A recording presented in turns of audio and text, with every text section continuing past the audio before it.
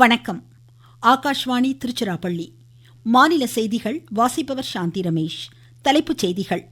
மருத்துவ சேவையில் உள்ள ஏற்றத்தாழ்வுகளை நவீன தொழில்நுட்பங்கள் மூலம் களைய வேண்டியதன் அவசியத்தை குடியரசுத் தலைவர் திருமதி திரௌபதி முர்மு வலியுறுத்தியுள்ளார். வளர்ச்சியடைந்த பாரத பாதையில் செயற்கை நுண்ணறிவு ஆற்றல் மிகு கருவியாக திகழ்கிறது என்று குடியரசு துணைத் தலைவர் திரு சி.பி. ராதாகிருஷ்ணன் கூறியுள்ளார். தமிழக சட்டப்பேரவை தேர்தலுக்கான பிரச்சாரத்தில் அரசியல் தலைவர்கள் முனைப்புடன் களமிறங்கியுள்ளனர். பிஜேபி மூத்த தலைவரும் பிரதமருமான திரு நரேந்திர மோடி தேசிய ஜனநாயக கூட்டணி வேட்பாளர்களுக்கு ஆதரவாக நாகர்கோவிலில் இன்று சாலை பேரணியில் பங்கேற்கிறார். மின்னணு வாக்குப்பதிவு இயந்திரத்தில் வேட்பாளர் பெயர், சின்னம் பதிவேற்றும் பணிகள் நாளை முதல் தொடங்கப்படும் என்று தேர்தல் ஆணையம் அறிவித்துள்ளது. தமிழ்நாட்டில் வெப்பநிலை அடுத்த 5 நாட்களில் படிப்படியாக உயரக்கூடும் என்று சென்னை வானிலை ஆய்வு மையம் தெரிவித்துள்ளது. இனி விரிவான செய்திகள். கிராமங்கள் நகரங்களுக்கிடையிலான மருத்துவ சேவையில் உள்ள ஏற்றத்தாழ்வுகளை நவீன தொழில்நுட்பங்கள் மூலம் களைய வேண்டியதன் அவசியத்தை குடியரசுத் தலைவர் திருமதி திரௌபதி முர்மு வலியுறுத்தியுள்ளார். நாக்பூர் எய்ம்ஸ் கல்வி நிறுவனத்தின் 2வது பட்டமளிப்பு விழாவில் இன்று உரையாற்றிய அவர், மருத்துவர்களின் அணுகுமுறை நோயாளிகளிடம் நம்பகத்தன்மையை அதிகரிக்க வேண்டும் என்று அறிவுறுத்தியுள்ளார். சுகாதாரத்துறையில் கடந்த 10 ஆண்டுகளில் மத்திய அரசின் பல்வேறு திட்டங்களை எடுத்துரைத்த அவர், ஆயுஷ்மான் பாரத் காப்பீடு திட்டத்தின் கீழ் 43 கோடியே 50 லட்சம் காப்பீடு அட்டைகள் வழங்கப்பட்டிருப்பதை சுட்டிக்காட்டினார். நாட்டு மக்கள் அதிகாரம் பெறுவதே ஆளுமையின் உண்மையான நோக்கம் என்று குடியரசு துணைத் தலைவர் திரு சி.பி. ராதாகிருஷ்ணன் கூறியுள்ளார். புதுடெல்லியில் இந்திய பொது நிர்வாக கல்விக் கழகத்தின் 72வது நிறுவன நாளையொட்டி இன்று உரையாற்றிய அவர், வளர்ச்சி பாதையில் சமூகத்தின் எப்பிரிவினரும் விடுபடக்கூடாது என்று அறிவுறுத்தினார். வளர்ச்சியடைந்த பாரத பாதையில் செயற்கை நுண்ணறிவு ஆற்றல் மிகு கருவியாக திகழ்கிறது என்றார்.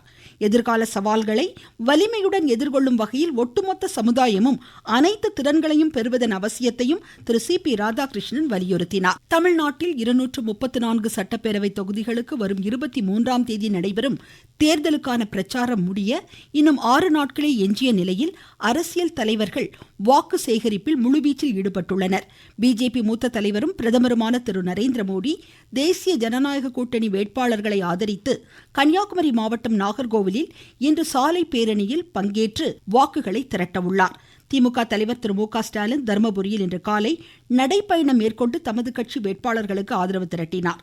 கோவை மாவட்டம் சிங்காநல்லூரில் பிரச்சாரம் மேற்கொண்ட பிஜேபியின் திரு அண்ணாமலை, மக்களின் நலனுக்கு எதிராக திமுகவும் காங்கிரசும் செயல்படுவதாக குற்றம் சாட்டினார். காங்கிரஸ் கட்சியின் மூத்த தலைவர் திரு ப. சிதம்பரம், நாடாளுமன்ற சிறப்பு கூட்டத்தொடர் தொகுதி மறுவரையறைக்காகவே கூட்டப்பட்டுள்ளதாக குறை கூறினார். கோவில்பட்டியில் திமுக வேட்பாளருக்கு ஆதரவாக இன்று பிரச்சாரம் மேற்கொண்ட அக்கட்சியின் இளைஞரணி செயலர் திரு உதயநிதி ஸ்டாலின், மாநில அரசு கடந்த 5 ஆண்டுகளில் நிறைவேற்றிய பல்வேறு திட்டங்களை எடுத்துரைத்து வாக்குகளை சேகரித்தார். விக்கிரவாண்டி சட்டமன்ற தொகுதியில் தேசிய ஜனநாயக கூட்டணியில் அங்கம் வகிக்கும் பாமக வேட்பாளர் காணை, குப்பம், அகரம், சித்தாமூர், அரியலூர், திருக்கை, கோழிப்பட்டு உள்ளிட்ட 15க்கும் மேற்பட்ட கிராமங்களில் வீதி வீதியாக சென்று வாக்கு திரட்டினார். ஆலங்குடியில் நாம் தமிழர் கட்சி தலைவர் திரு சீமானும், சென்னையில் தவிக தலைவர் திரு விஜயும் இன்று வாக்கு திரட்டுகின்றனர். தேர்தல் ஆணையம் பாரபட்சமாக நடந்து கொள்வதாக தமிழக காங்கிரஸ் தலைவர் திரு செல்வ பெருந்தகை குறை கூறியுள்ளார். விருதுநகர் மாவட்டம் சிவகாசியில் கட்சி நிர்வாகிகளின் ஆலோசனை கூட்டத்திற்கு பின்னர் செய்தியாளர்களிடம் பேசிய அவர், பிஜேபி தலைவர்களுக்கு பிரச்சாரம் மேற்கொள்ள உடனடி அனுமதி கொடுக்கும் தேர்தல் ஆணையம் காங்கிரஸ் தலைவர்களுக்கு அனுமதி வழங்க கால தாமதம் அளிப்பதாக குற்றம் சாட்டினார். இதனிடையே மேற்கு வங்கத்தில் 152 சட்டப்பேரவை தொகுதிகளுக்கு வரும் 23ஆம் தேதி நடைபெறும் முதல்கட்ட வாக்குப்பதிவையொட்டி பிஜேபி மூத்த தலைவர் திரு அமித்ஷா இன்று அங்கு பிரச்சாரம் மேற்கொண்டுள்ளார். அம்மாநிலத்தில் பிஜேபி ஆட்சி அமைந்த பின்னர் கோர்க்கா சமூகத்தினருக்கு எதிரான வழக்குகள் தொடர்பான பிரச்சனைகளுக்கு அரசியல் சாசன கட்டமைப்பின் கீழ் உரிய தீர்வு எட்டப்படும் என்று அவர் உறுதியளித்துள்ளார்.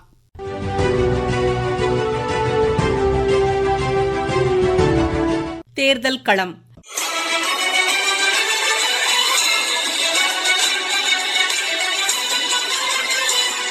தென்காசி மாவட்டத்திற்குட்பட்ட சட்டப்பேரவை தொகுதிகள் குறித்த தேர்தல் கண்ணோட்டம் இன்றைய தேர்தல் களத்தில் இடம்பெறுகிறது.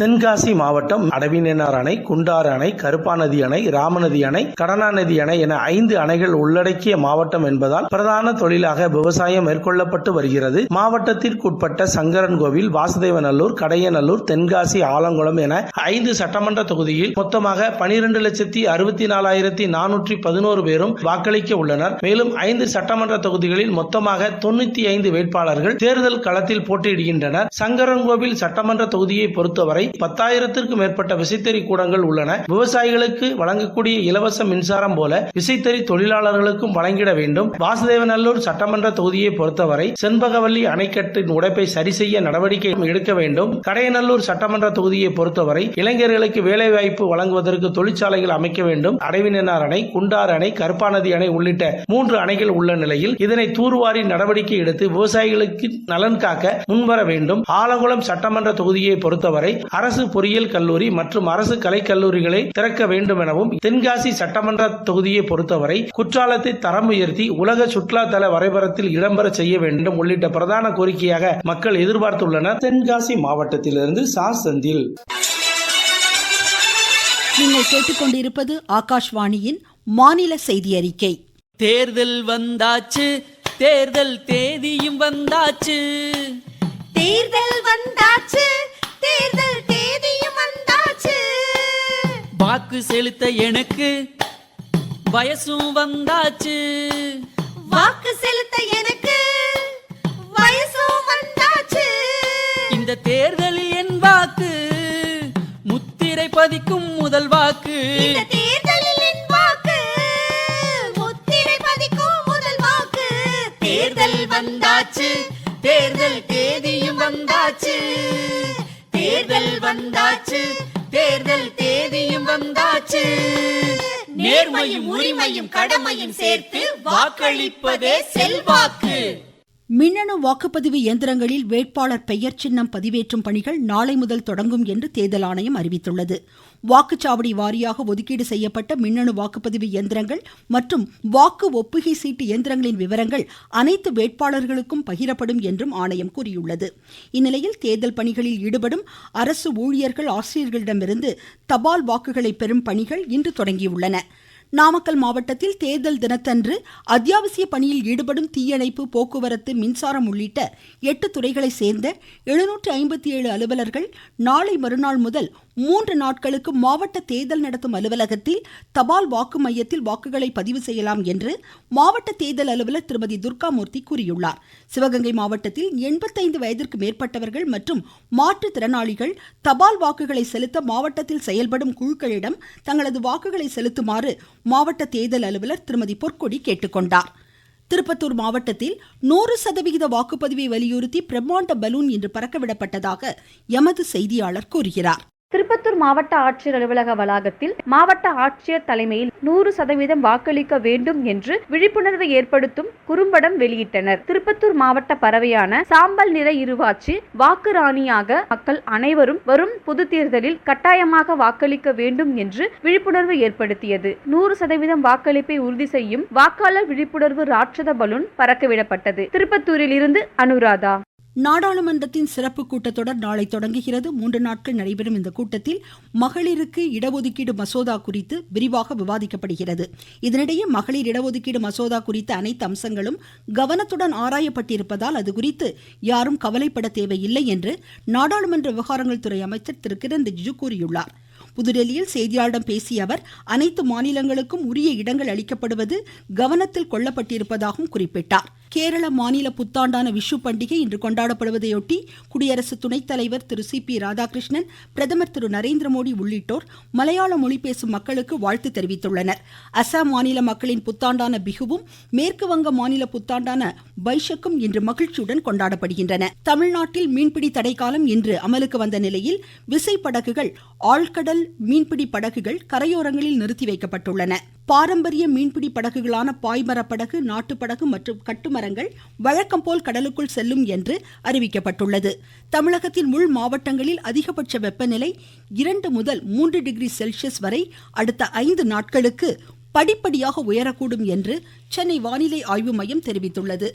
IPL 2020 கிரிக்கெட் போட்டியில் பெங்களூருவில் இன்றிரவு 7:30 மணிக்கு Royal Challengers Bengaluru Lucknow Super ஜெயண்ட்ஸை எதிர்கொள்கிறது. மீண்டும் தலைப்புச் செய்திகள். மருத்துவ சேவையில் உள்ள ஏற்றத்தாழ்வுகளை நவீன தொழில்நுட்பங்கள் மூலம் களைய வேண்டியதன் அவசியத்தை குடியரசுத் தலைவர் திருமதி திரௌபதி முர்மு வலியுறுத்தியுள்ளார்.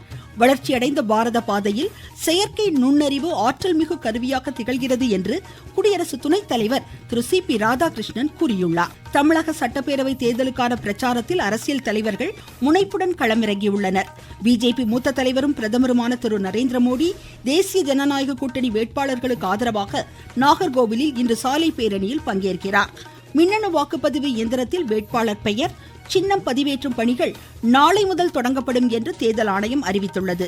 தமிழ்நாட்டில் வெப்பநிலை அடுத்த 5 நாட்களில் படிப்படியாக உயரக்கூடும் என்று சென்னை வானிலை ஆய்வு மையம் தெரிவித்துள்ளது. இத்துடன் இந்த செய்தி அறிக்கை முடிவடைந்தது.